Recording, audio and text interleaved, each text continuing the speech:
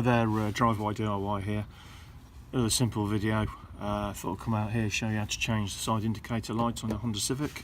This is more for a 95 to 2001 model, but I think they go through a very similar sort of thing all the way through the models as well. So, and on other car makers, don't really need any tools either, just very straightforward.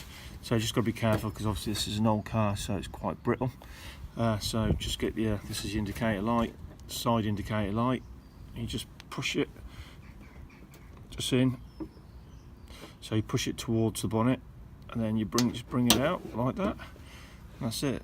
Very grimy. Just be careful because obviously the connectors on some of these are quite old. And all you do is just turn it like that, and then you've got one of these push-in style bulbs, 12-volt side bulbs.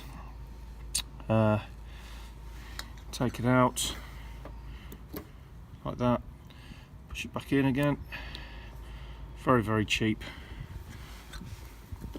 And then just on it, you've got these little nobules here that just slot in to the back. So just push it in like that. There's only one way that fits, and then just push it back in. This is the bit that you're pushing against as well. It just pushes in. Just be careful though, because they can be quite brittle. And you just push it in, and it should just snap in like that. And it's as easy as that. Like I say, you don't need any tools. Just get your bulb, replace your bulb, make sure it's the right one for your car. Might be worth cleaning out the fittings while you're in there as well. Perhaps use a pair of gloves, because I know people are quite anal about that sort of thing. And that's it. Hopefully this helps you.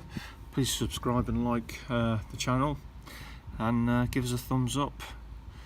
And if you're thumbs down, just tell me why, then we can all learn from something that you might know more than I do. So that's always good, isn't it? So thanks for watching. Hopefully you like the video.